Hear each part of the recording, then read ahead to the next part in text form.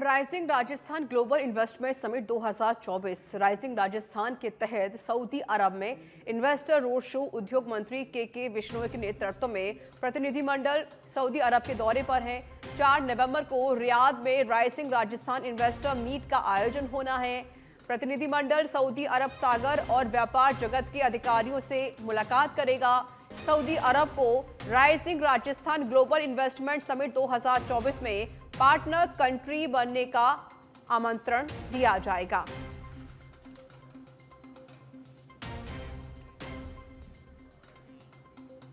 और पंजाब के राज्यपाल गुलाब चंद कटारिया के कपासन पहुंचे। इस दौरान उनका भव्य स्वागत किया गया, तो वहीं पुलिस जवानों ने गार्ड ऑफ ऑनर दिया। इसके बाद रामद्वारा परिसर में भगवान चारभुजा नाथ की पदरावड़ी कार्यक्रम में शामिल हुए, जहां कई सामाजिक और राजनीतिक संगठनों के पदाधिकारियों ने राज्यपाल गुलाब चंद कटारिया का स्वागत किया। इसके बाद उन्होंने नगर के सत्यनारायण परशुराम सोमानी के परिवार में आयोजित धार्मिक कार्यक्रम में शिरकत की, तो वहीं भगवान श्री चारभुजा नाथ की आयोजित भव्य शोभा यात्रा में शामिल हुए। इस दौरान विधायक अर्जुन लाल जी नगर, जिला कलेक्टर आलोक रंजन, अतिरिक्त पुलिस अधीक्षक मुकेश साखला सहित जनप्रतिनिधि मौजूद रहे।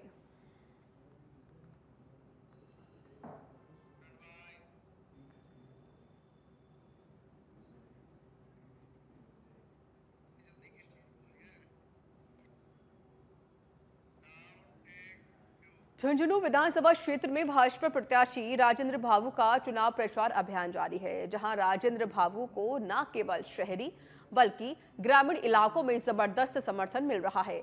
तो वहीं इसी कड़ी में उन्होंने हेजमपुरा में नुक्कड़ सभा की। इस दौरान सभा को संबोधित करते हुए राजेंद्र ने कहा कि झुंझुनू विधानसभा क्षेत्र के विकास को सरकार ने प्राथमिकता पर रखा है।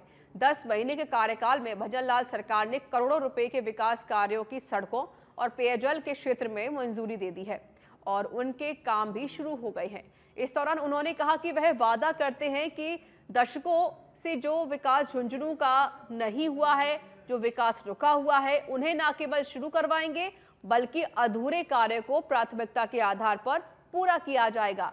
इस दौरान चुनाव प्रचार अभियान में चूरू विधायक हरलाल सहारण, भाजपा के पूर्व जिलाध्यक्ष पवन मावडिया, पूर्व विधायक शुभकरण चौधरी समेत अन्य भाजपा नेता भी मौजूद रहे।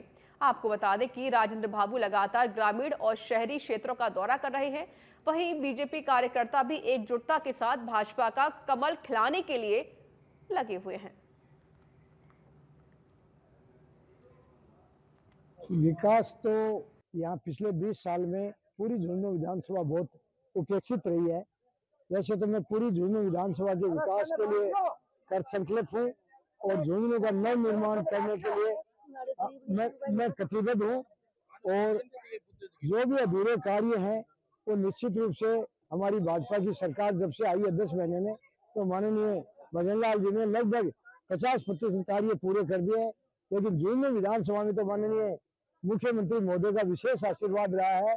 करीब करीब 200-300 करोड़ के काम तो हमें दे चुके हैं, चाहे सड़कों का हो, चाहे पेयजल हो और चाहे सूर्य उद्यान जैसी बातें हो।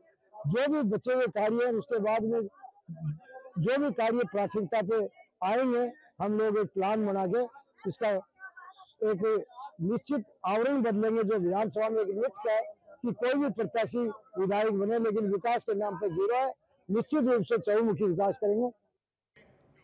खबर पोखरण से है, जहां परमाणु नगरी पोखरण बनी है पर्यटन नगरी। सैलानियों से गुलजार हुई है परमाणु नगरी पोखरण।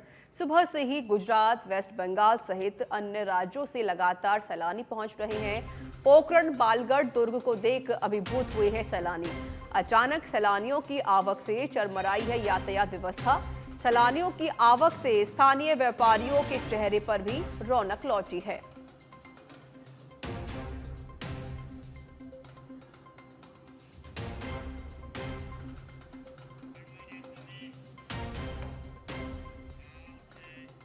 उदयपुर के गोगुंदा से बड़ी खबर आपको बता देते हैं, जहां गोगुंदा पिंडवाड़ा पर घसियार के समीप दर्दनाक सड़क हादसा हो गया।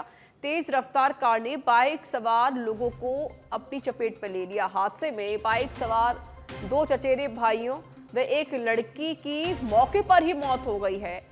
तेज रफ्तार कार गोगुंदा से जा रही थी उदयपुर की ओर। पुलिस ने मामला दर्ज करके अज्ञात कार की तलाश शुरू कर दी है।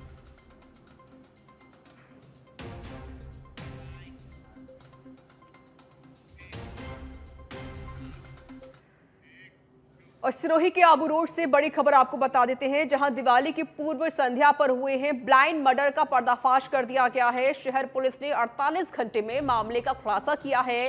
पुलिस की गठित टीम ने अलग अलग ठिकानों पर दबिश देकर पूरे मामले का खुलासा कर दिया। पुलिस ने हत्या के मामले में 3 आरोपी गिरफ्तार कर लिए हैं। 31 अक्टूबर की शाम को आरोपियों ने ओट सिंह की हत्या कर दी थी। आरोपी अधेड़ पर हमला कर मौके से मोबाइल लेकर हुए थे फरार। सिरोही के आबू रोड से बड़ी जानकारी, जहां मात्र 48 घंटे में पुलिस ने ब्लाइंड मर्डर का पर्दाफाश कर दिया। 3 आरोपी इस दरमियान गिरफ्तार कर लिए गए हैं। 31 अक्टूबर की शाम को आरोपियों ने ओट सिंह की हत्या कर दी थी और उसके बाद ये सभी आरोपी फरार हो गए थे और पुलिस लगातार इन आरोपियों की तलाश कर रही थी। 48 घंटे बाद इस ब्लाइंड मर्डर का पर्दाफाश किया गया है।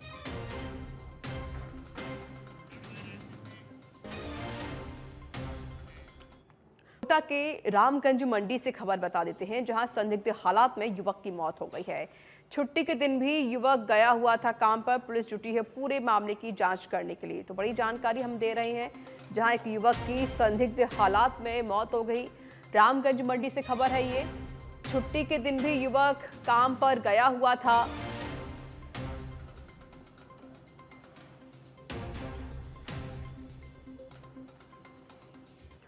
झालावाड़ के पिड़ावा थाना क्षेत्र में 2 बाइकों की आमने सामने से भिड़ंत हो गई, जिसमें बाइक सवार दोनों चालकों की मौत हो गई है। घटना हेमड़ा से डोडा रोड की है।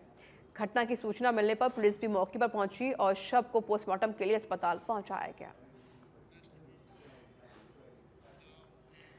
खैरथल जिले के मुंडावर थाना अंतर्गत सकतपुरा गांव में आज हरे पेड़ की कटाई को लेकर 2 पक्षों में कहासुनी हो गई।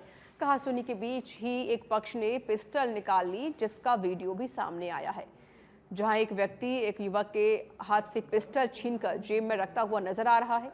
वहीं सकतपुरा निवासी रविंदर कुमार ने बताया है कि वो एक सरकारी स्कूल का अध्यापक है। आज वो अपने खेत पर काम करने गया हुआ था, तभी वहां पर सकतपुरा निवासी अशोक आया और खेत में खड़े हरे पेड़ को काटने की कहने लगा।